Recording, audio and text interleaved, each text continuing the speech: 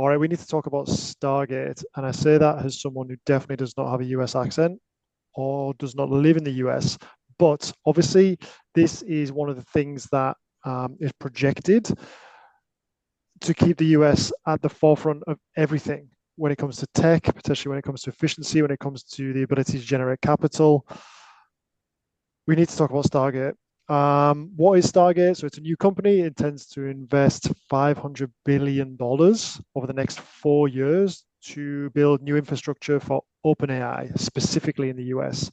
There are a bunch of different funders, and the chairman of Stargate is going to be Masayoshi Son, who is the guy from SoftBank. And if you don't know anything about SoftBank or him, it's definitely worth Googling that.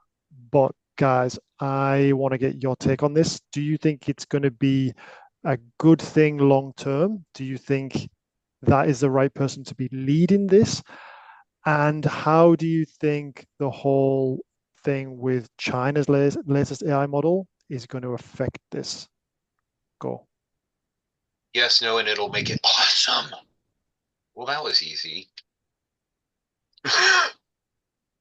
Chuck, why? Why yes, no, and why is it going to make it awesome? Let's start with Okay, why it's going to make it awesome. okay, hold on. Do you want to go in reverse order? What's the first question? First question.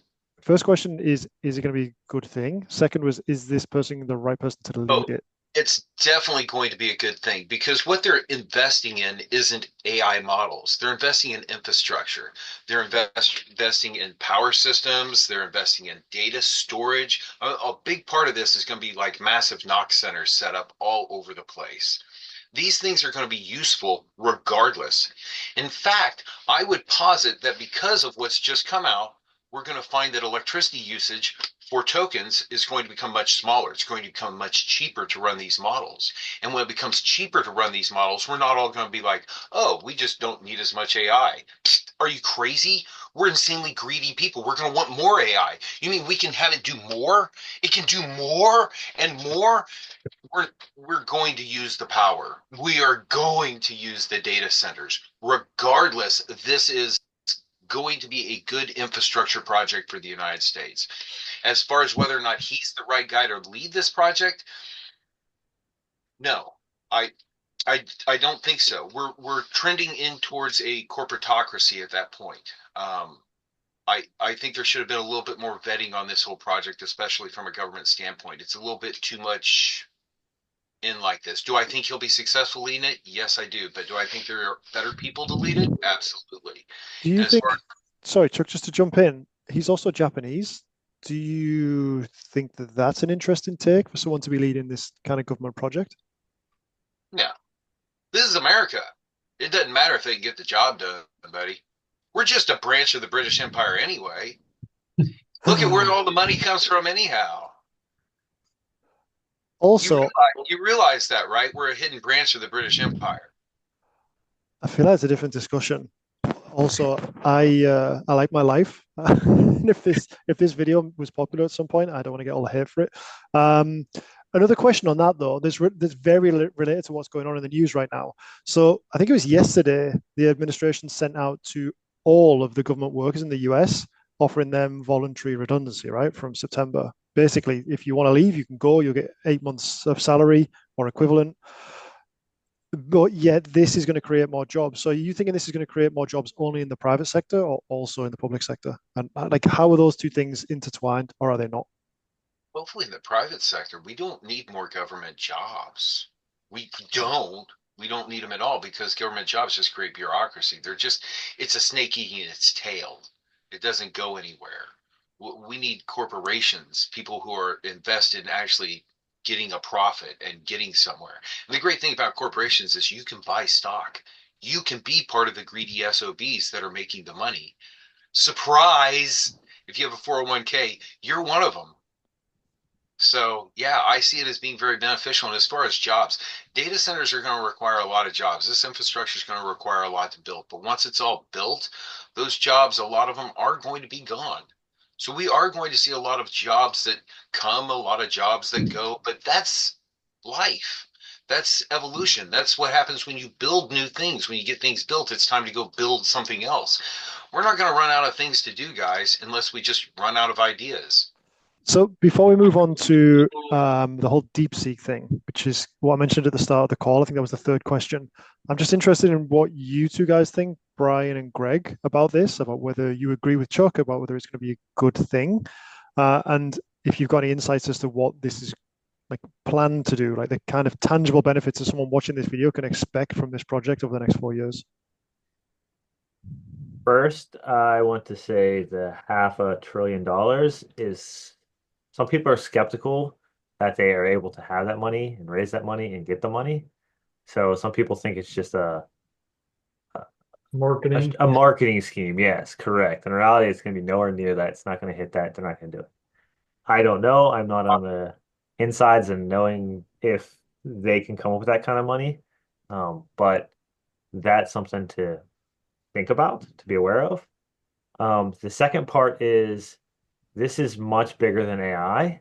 In reality, like Chuck was saying, the energy sector, this leads a pathway for us to produce more nuclear facilities, more things, remove some of those regulations, bring our tech up higher in that level in that area and energy generation.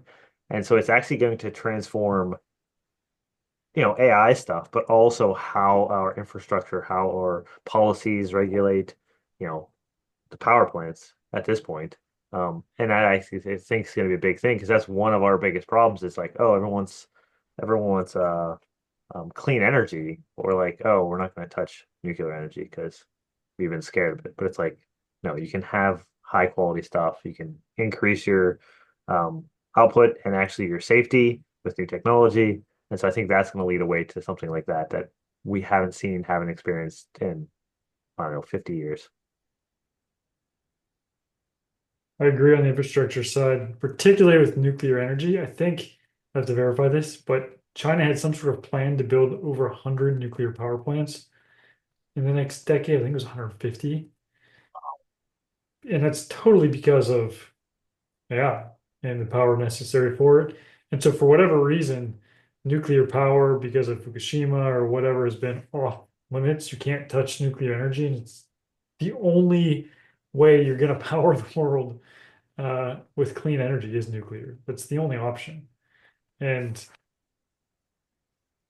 that's great because I think people are finally realizing it. From a more philosophical point of view, I always find it to be interesting when you say we need nuclear power plants to power a system that models the human brain, and yet the human brain runs on Cheetos and Oh, right? yeah, these other things. It's yeah, I think I've talked about it before. Mitochondria in your bacteria and things in your body are 10,000 times more energy dense than the sun.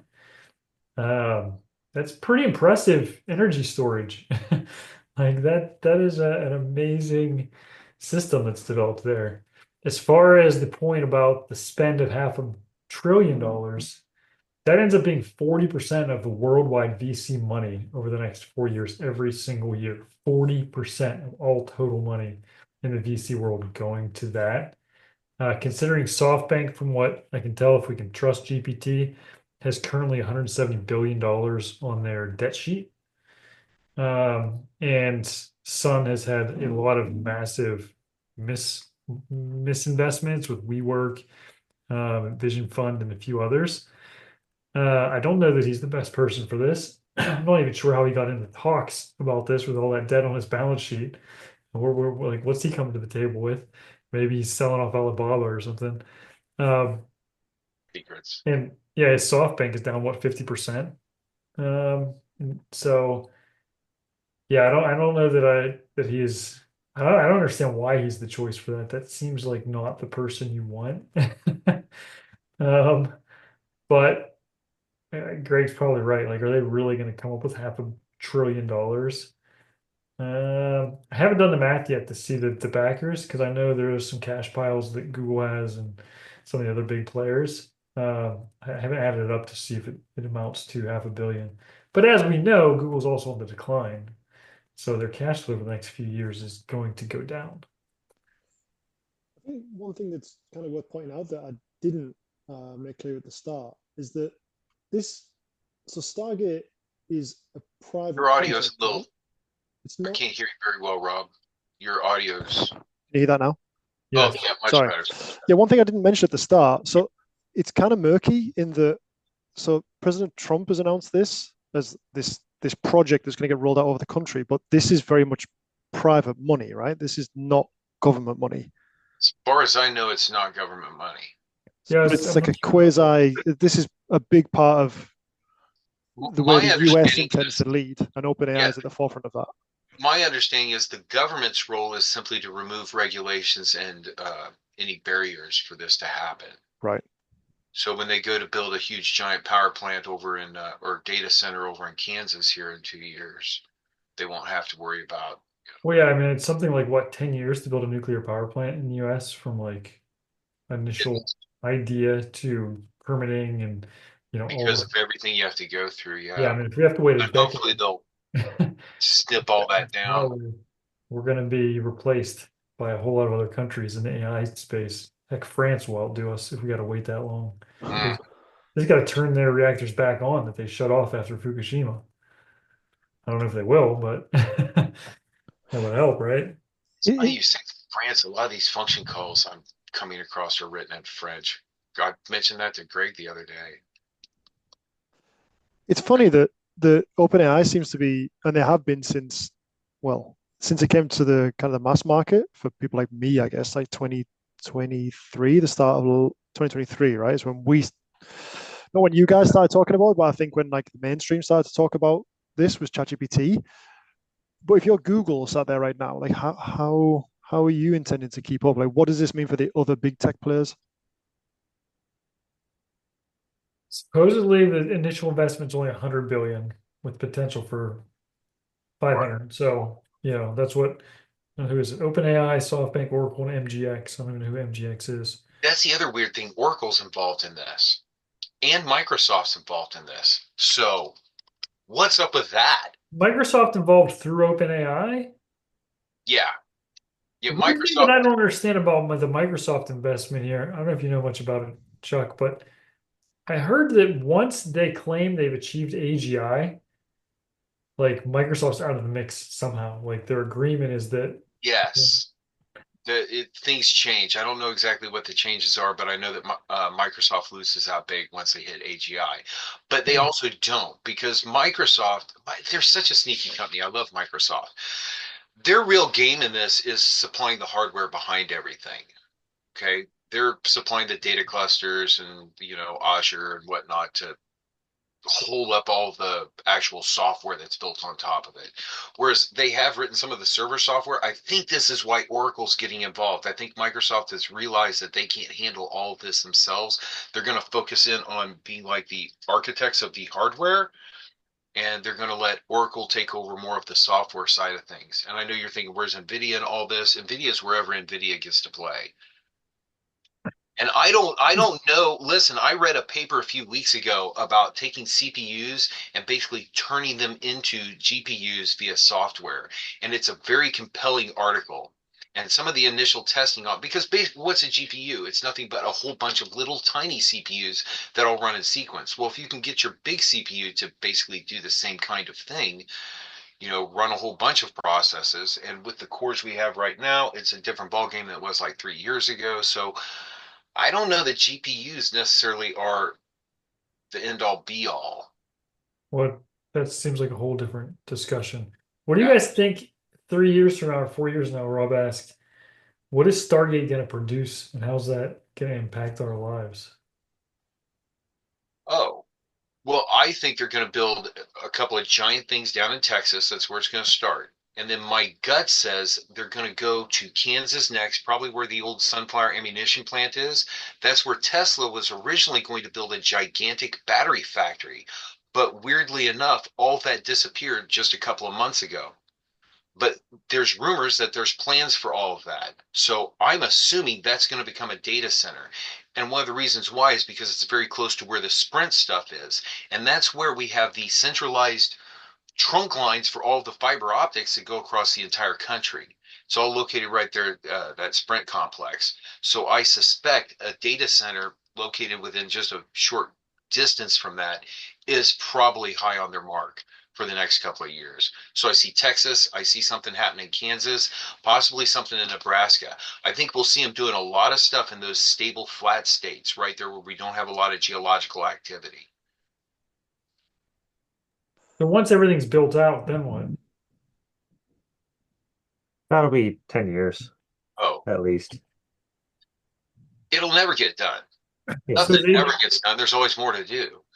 so is AGI possible without that being built out? Because the Okay, energy demands? let's go ahead and define AGI for this conversation because there's so many definitions of it floating around that I mean, artificial general intelligence. What does that mean?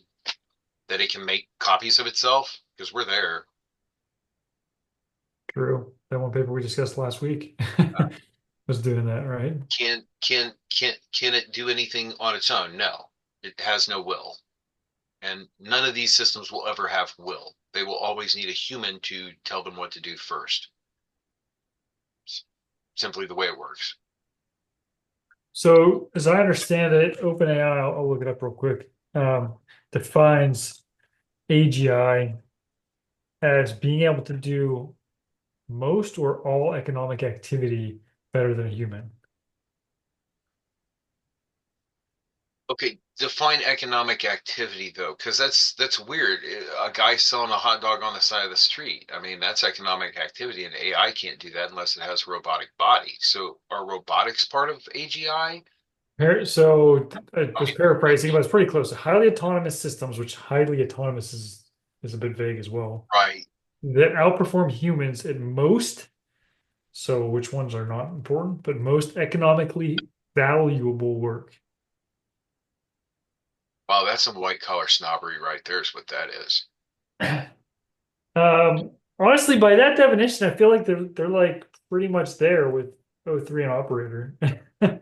Yeah, they're very, very close with all of that. There's several systems like that that are out right now.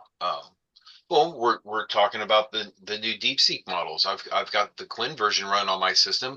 Greg's got a bigger one of their versions run on his system, and they're reasoning models. Now, it's not going to take a whole lot for Greg or I to start writing tools or functions or automations to hook into that to have it to start doing things for us. In fact, that's kind of what we're doing in our side time. But yeah, I think we're at that point. So, especially with operator.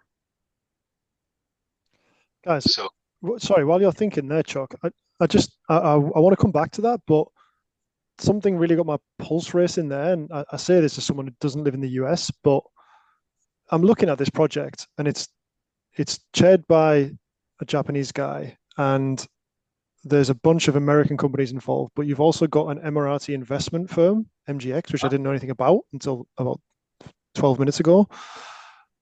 I just find it so interesting that this is the future of the US, and these are kind of the bones or even the veins upon which the US is about to be built for like the next 50 or 100 years, right? Like this is almost it's not the best analogy, but it's almost like the new oil, right? Like this industry is going to be so yeah. big, and there are so many already diplomatic connections now between different countries in the US just through this. Like those ties are now strong. If I live in Kansas or if I live in not in Austin, but if I live in a part of Texas that is not a million miles away from where these data centers are built, how might my life about to change through other industries that kind of pour in over the next 4 years? Because that I think is really exciting. Well, in my opinion, looking at what's happening right now, I don't think companies that are building models are companies that are going to make money. It's the inference companies. It's the companies that are between you and the AI. It's the companies building the bots off of the models, the tools off of the models. Those are the companies that are going to make money doing this.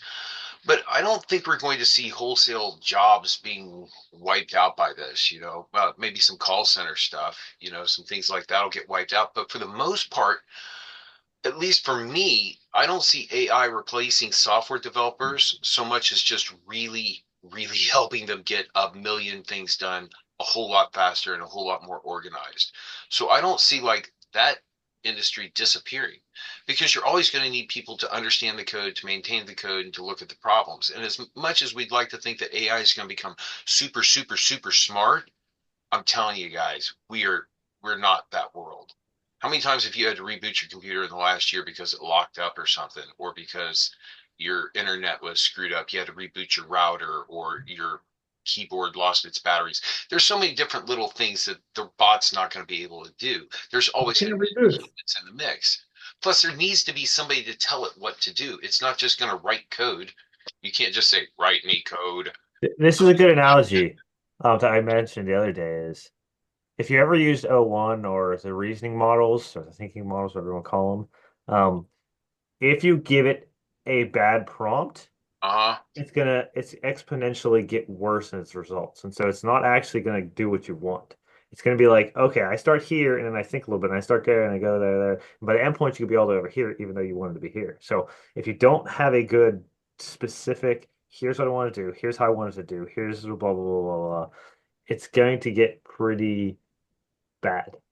Um, if you have a specific thing like go on Instacart and order me groceries for this specific recipe, sure, it can go find a recipe and do it and get it, and you'll get close to what you want. But that doesn't mean that if you say, "Hey, go order stuff for um dinner for me tonight," you're gonna have no idea what you're getting. It might not even make sense. It might not even have a thing because when it thinks, it doesn't stick to a thought process. Most humans have a specific end goal, desire, thingy, and they can then refine it and tune it to where they want to be. So this is just gonna like, yeah, sure, it can think, it can do stuff. It can, yeah, it could do whatever you want. Is it gonna do it well? Is it gonna know if it's actually doing it well? Is it gonna do what I want it to do? And the answer is not unless you're very good at knowing how to project it down a path. At some point, like we've already seen, they're going to say, here's the most standard things it's going to do. Sure, it's going to figure out dinner for you and order for you. Sure, it's going to figure out how to order you shoes and clothes and your pant size. Okay, cool, got that. But at some point, it's just going to go off the rails and do nothing of quality for you unless you're very specific for it. So I think, like Chuck was saying, is yeah, it's not going to replace everybody. You're still going to have those people who give it the goal, give it the direction for the goal, give it the thing, because when it That does the thinking, it's just going to go off the rails because it We're just doesn't going have to any see guidelines. so many new cool tools and stuff. I mean, Yeah, if of you read course. sci-fi, then you kind of know what's coming down the pipe, man. I mean, there's an author from Russia, Dan Superlinov. If you read any of his series, that's the world we're going into. I guarantee it. He even called the Ukraine War. That dude is amazing. I I don't know if really that's hope that it doesn't turn obvious. out the way he That's hard says, for me though. to follow it. Did you guys see the link to Jevons paradox? Yeah, I see it. Okay, are you guys familiar with this? Yeah, it's the whole reason why the Luddites were wrong when they tried to destroy the cotton gins. It's what we're going into right now. That's what But AI is bringing us. That's what DeepSeek has brought us. It's here's just why I would argue against that, Chuck. I do think there's going to be, at the very least, massive change across all industries that involve thought, right? So if you currently are getting paid by your manual labor, what you do with your hands and your back, you're less likely to be in massive upheaval in the next, let's say, 2 years, unless you're a driver. But I actually think that was still a little bit further out. But everyone else, the challenge with Jevons paradox and what we see with his resource, research and coal consumption, or what we saw with, for uh, electricity, you know, in general. 20 times more people getting into the uh, what's the industry called? Textile industry, where they make clothes after Mhm. the introduction of the cotton gin, because now the price drops so people consume more. Is when all at once all knowledge work gets more efficient, do we all at once use it more? So, for instance, a colleague just recently sold a business, consulted me and said, hey, I got to work on my purchase agreement. What should I do? Hey, let's run it through GPT. Okay, well, this is in a state that I don't live. The buyer's in a different state. I don't know anybody there. Okay, well, let's run it through GPT. Here's, I've done enough of these purchase agreements. I have a rough idea if it's giving me good details. Okay, cool. Now let's find a local lawyer. We did. Hey, lawyer, what do we do with this? Now I'm expecting, because I've done this numerous times, $5,000 ish ballpark in legal fee adjustments.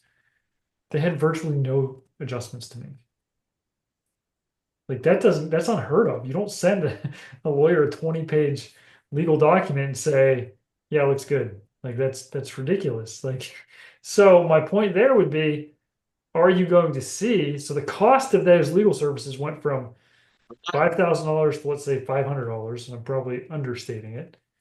Are we now going to see 10 times more need for legal services to make up for the lost revenue? I don't think so. I think you end up with less contract lawyers. I don't. And here's why. Because you're now getting the price range to a place where other people can use those services. And I think that's going to become exponential. Remember, there's what, 350 million people in just this country? It's a lot of people, a lot of folks. So let's take that legal example right there.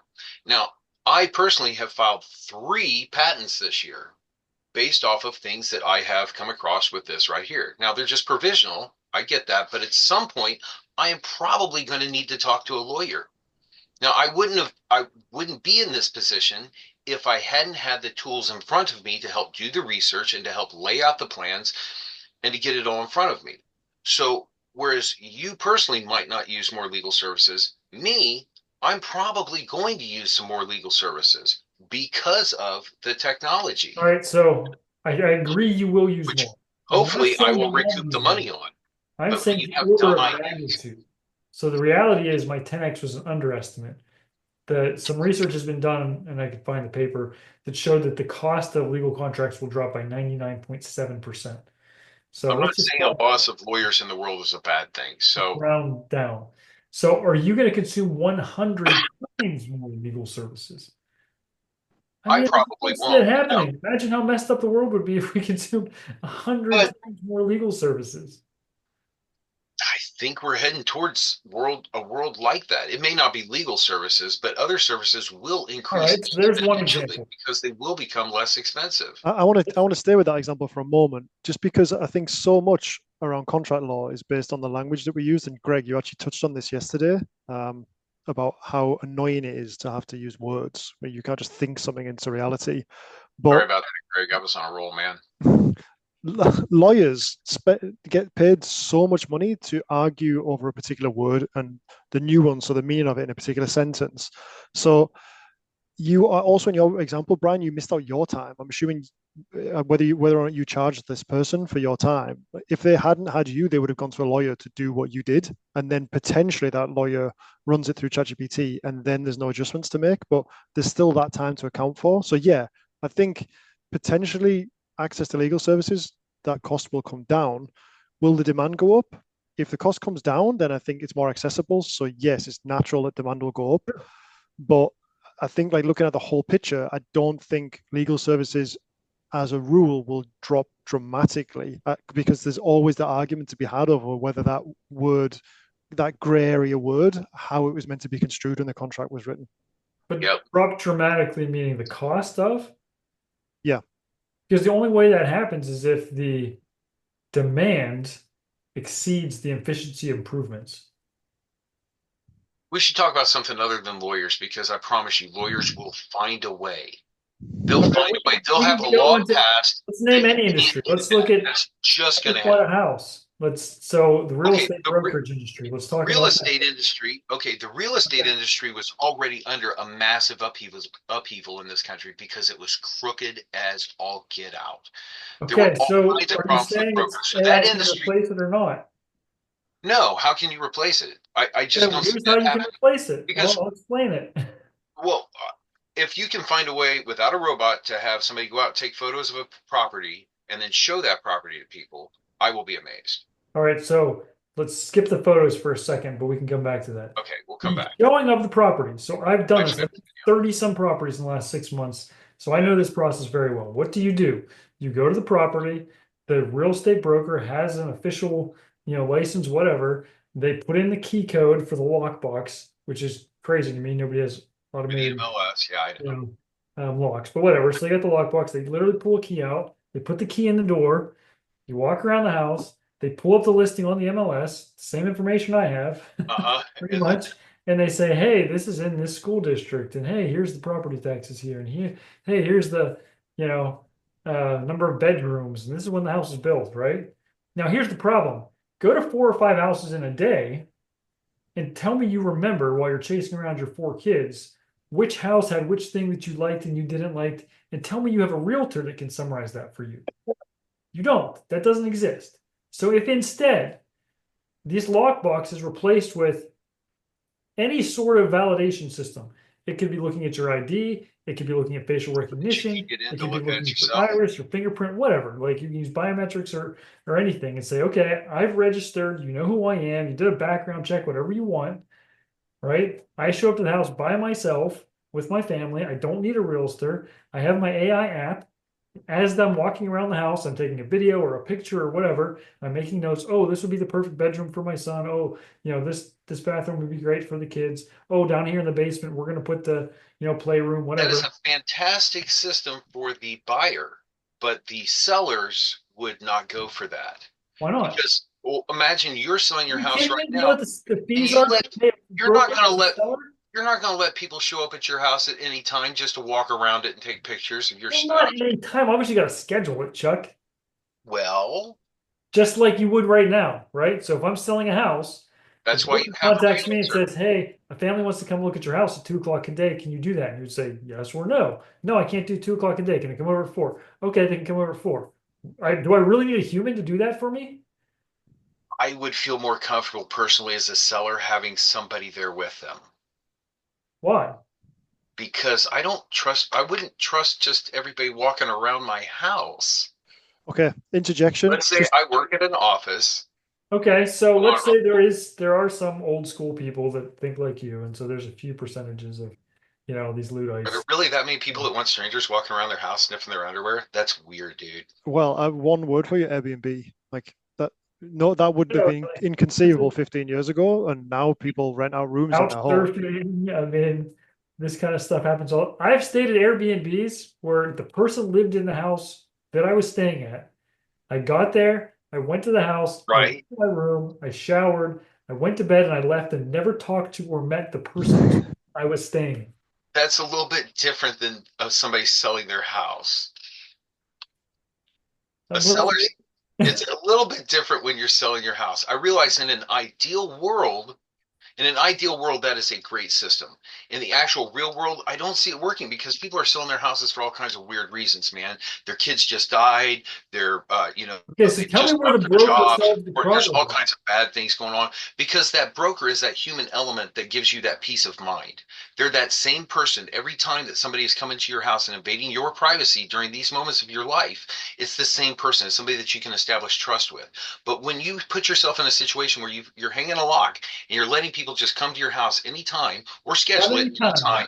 Well, okay, anytime. Let's say it happens tomorrow when you're at work at 2 p.m. Okay, at 2 p.m., you know that some stranger is walking around the inside of your house taking photos and stuff. Do you have cameras in every room? How do you know that they're not doing weird When was things the in last your time you sold a house? house, Chuck? 3 or 4 years, maybe? I'm just saying, I guarantee you, if you went out and polled people and said, "Hey, do you think you got your value from the broker you paid 5% to?" I'm going to bet 80% are going to say no. I think. Yes.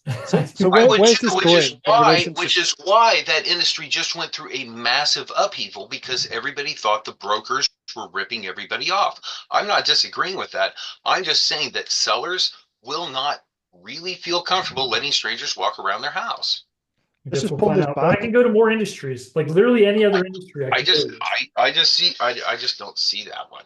How I about think it's marketing? possible. I think in some cultures that's almost a probable way of happening. I can see that happening in Japan or South Korea very well. But Well, I the just point don't think is, it's going to it's happen. Will everybody adopt it? No, I mean, some people still cook their own food instead of getting takeout, right? I think it'd be a huge fail in the States, but that's just me. But it Uh-huh. will definitely happen. We'll It's see how definitely it something goes. that people will try. I don't see it as being You successful. also are part of a generation that thinks privacy exists. No, we're a generation that values privacy. Right. Mhm. So the generation below me does not. Well, if you want people coming into your house sniffing your underwear when you're at work, that's your business. I mean, That's what I'm that's why saying. we And I'm have telling America. you, If the you're younger comfortable with generation that, doesn't that's care fine. about that. I just don't think it's going to be a majority thing. Then again, I also didn't think, well, that's funny. But anyway. Your generation, I agree, might have a reluctance to it. Yeah, I'm just totally out on having people come to Gen the Z, house all the Gen day. Z would encourage it. They'd be like, "Man, I get these people come over to sniff my underwear. Check this out. I'm I gonna put know it. TikTok I on know this." it, man. I've seen some of the videos they It's watch. In fact, I think I could start making videos for kids because they're just so stupid. They're horrible. So, Brian, the point of all this then, related to Stargate, remind me. well, my point is, I think there's going to be massive shifts in every industry that involves knowledge work. I mean, we already saw it in like stock brokerage, like places that used to have 600 or hundreds of people that were, you know, trading stocks and whatever else now have two. Yeah, Like, we need to get rid of day trading. 98% of their employees have already been decimated. We're going to see it certainly in telemarketing. I think we all agree on that one. Like, I don't know why you're going to have a human that needs to read through a script versus an AI that can do it instantly and faster and better. Marketing, I mean, today, 80+% of what you would do in marketing, a machine can do better if you know how to use it properly. That is a caveat, but that's true of anything we talk about. You can get a bunch of terrible advice from GPT on legal things and so on. Primary care physicians, I mean, I don't know what it's like where you live, Rob, but in the US, they're just not that good as a general rule. They're overworked, they have too many people to listen to, they don't have enough research and knowledge of all of the things that affect every system in the body. Like, how could a human have all that knowledge? Like, that's unbelievably complex. Plus all of your diet issues, all of your mental health issues, all of your, supplements that you could take to help with that. I mean, it's unbelievable. GPT today is more accurate, more empathetic than any PCP in the world. I got a thought experiment for you. Let's say everybody got a box, okay? Everybody in their home has this box. And when they open this box, there's any kind of food they want. Any kind of food. All right? They can totally feed themselves off this. Will restaurants go out of business? Will there be no restaurants? People don't go to restaurants for food. Well, wait a second. They sell food. Yeah, but they go for the experience. You mean they go for human interaction? I don't know about that, but they go for some experience. Well, I mean, they can have an experience at home. They can throw their food at the walls or And they whatever. do. I mean, or eat it or And whatever. most people don't go out every night. So, so just because you have an unlimited resource of something doesn't mean a business that's based around that something would go out of business. Is that Well, you're getting into the entertainment industry, and I would agree the entertainment industry does have some differences.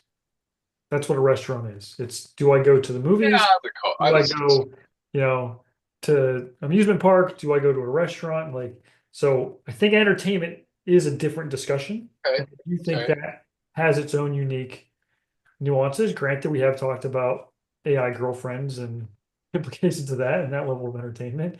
And I think there will be some upheavals in that industry as well. Um, Restaurants, again, restaurants also fall under things that I do with my hand. Now, if a machine could make every meal that you wanted, I would say from my family's personal perspective, like having kids and activities and whatever else, if there was a machine that can make any meal we wanted, we would definitely eat out less. Does that mean, so if we're eating out, let's say 20% less, and your family's eating out 20% less, and whatever, then yes, restaurants will absolutely go out of business. And we saw this in COVID to some degree, right? But, Downtown restaurants that were in the places where people right, work, because of now people are remote working, they're not going into the major cities, so they're not going there for lunch and whatever else. By and large, a lot of them shut down. but they won't all shut down. No, they won't all shut down, and I think that's the case. My point is not that all lawyers are gone, or that all programmers are gone, or that all real estate brokers are gone. Like, but could it be 50% of these people, 60%, maybe 70%? Um, Restaurants, because it's entertainment, I do think falls under a different category. But could you see 20% or 30% drop if you had Oh, this magic oh, machine that could make food so you don't have to go run and pick it up and throw the kids in the car and figure out what they want? Like, yeah, I think if you had that machine, you would see a a reduction, percentage of restaurants drop off. And hopefully they would be fast food restaurants in particular. But right? Aren't they about the worst? So, guys, we haven't got long left. I kind of want to pull this back to the third question that I asked at the start was, how is all this going to be affected by what's been in the news a lot this last few days, which is DeepSeek, which is, I guess, China's answer to ChatGPT. I don't know if that's too simplistic a definition, but from what I'm hearing from you guys, it sounds like Stargate is a good thing. It sounds like you think it is going to change the life of the average American. And now you did talk a little bit about efficiency. And I think we've touched on these few different things as we've gone on, but I kind of want to address this directly.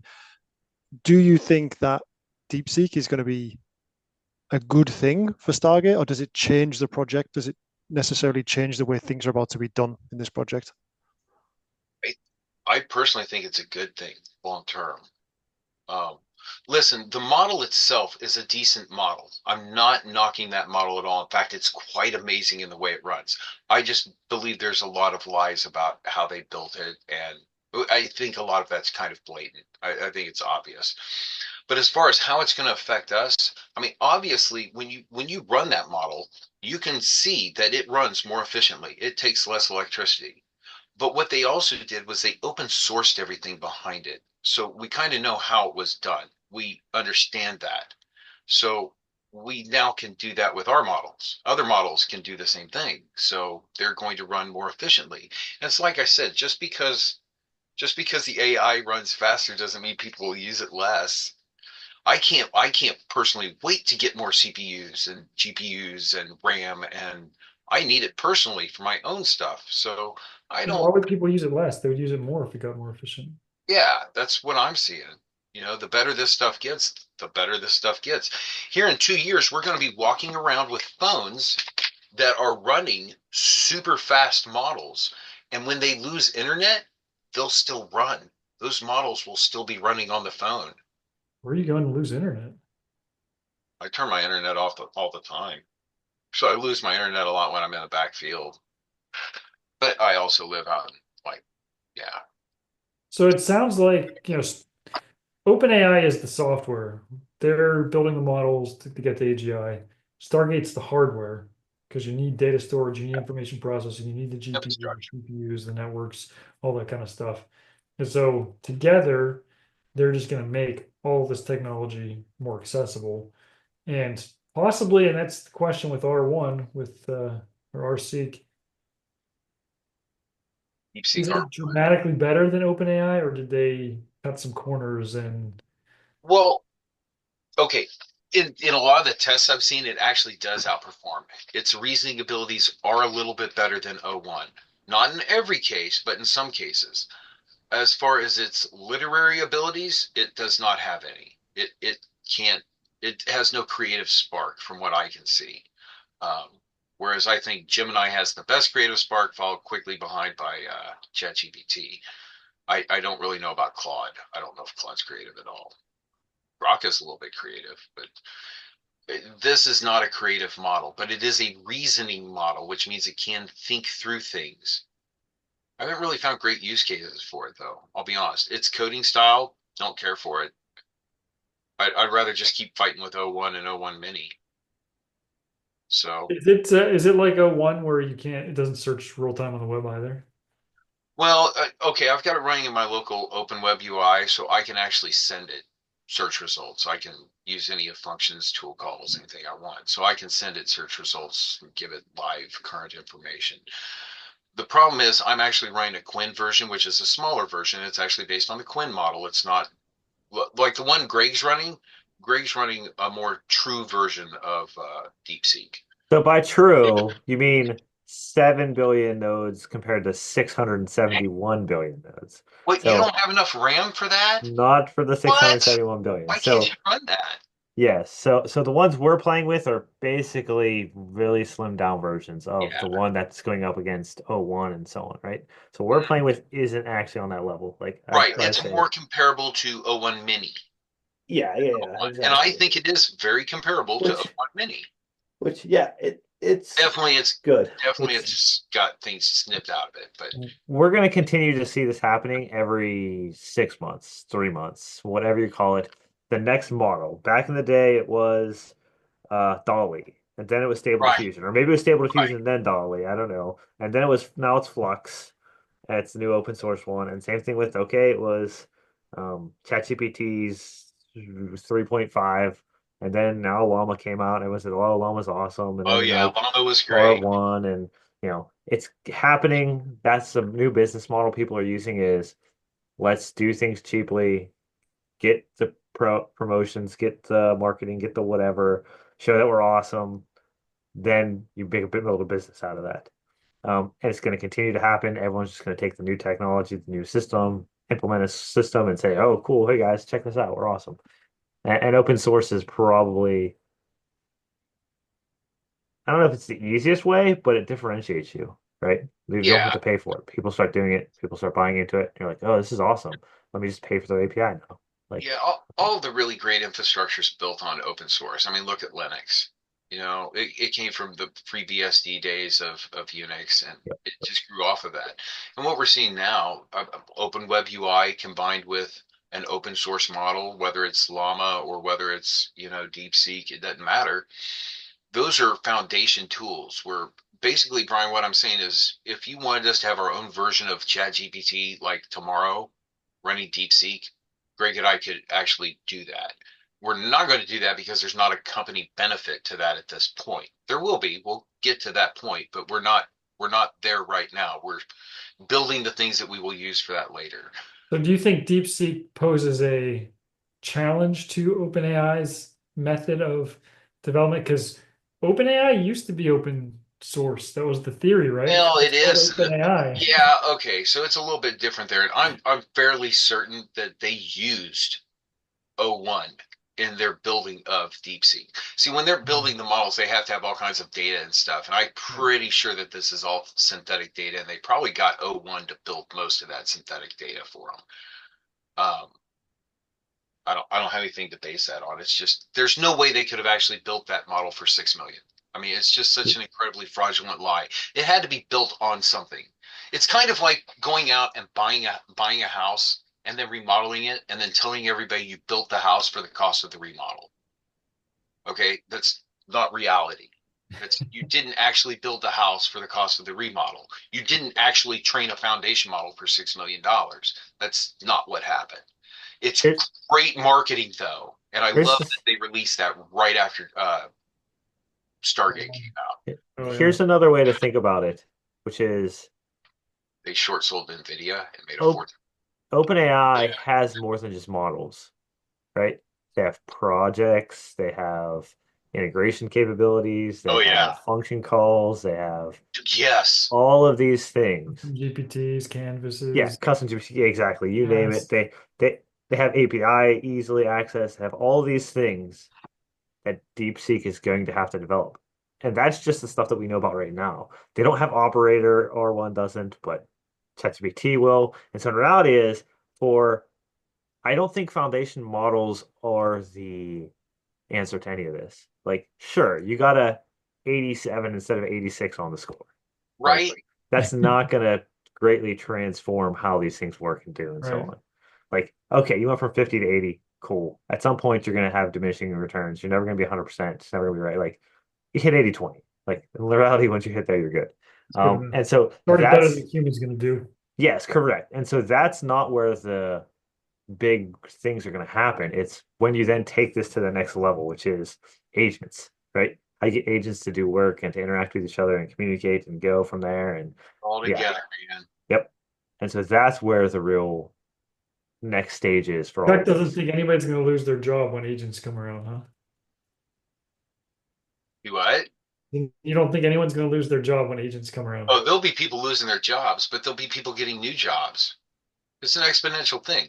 Agents are assistants. They help people. They don't just do things on their own. Somebody has to guide them. Technically, assistants and agents aren't the same thing, but Well, they It's true. They're are. slightly different.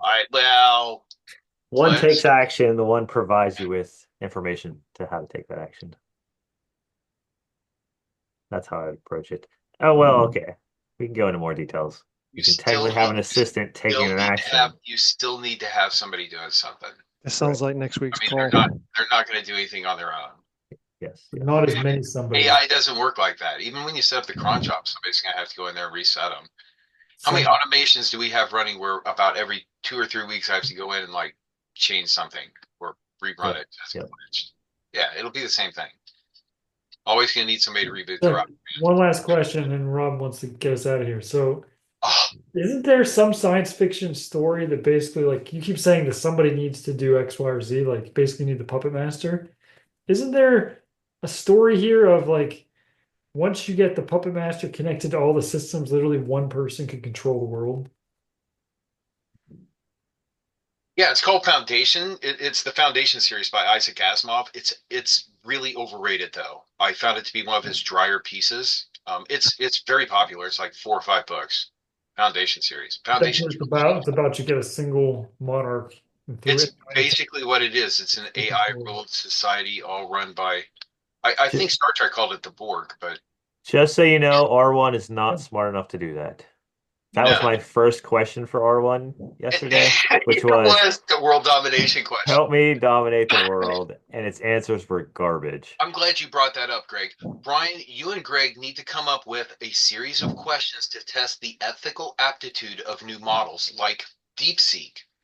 I mean, I think that's something That's the a good world point. actually That's a needs. really good point. And that whole thing with the Vatican and their positioning on it, I think you should get with the friar guy and discuss this with him. What kind of ethical tests can we put forward to these models to say whether or not they pass some sort of, whether it's a Catholic test, or a just general morality or ethics test or something? I think the world needs that, and I think you guys are positioned to be able to do that.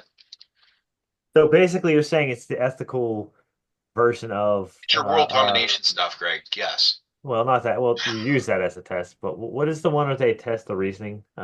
Something Q or Q? I don't know. Oh, We talked about it the other why day. did you just do that? Um, but Yeah, yeah, so it's basically, hey, this Sorry, scored at Greg. 20%, this scored at 30%, this is at 40, this is 50, and literally, if you're at 100, then it's like you're ethical. If you're at Yes, That's 12, actually a great idea. Book number Yeah. 2, you got it. The ethical seal of approval. Just create a big fake association and give each model a different award, and then pretend like you've got thousands of members. And before you know it, you will. Then Just we'll have make the it next really book will be like soulless ethical intelligence. good. Soulless ethical intelligence. Rolls off the tongue. Right, I'm ending it there. Really good call.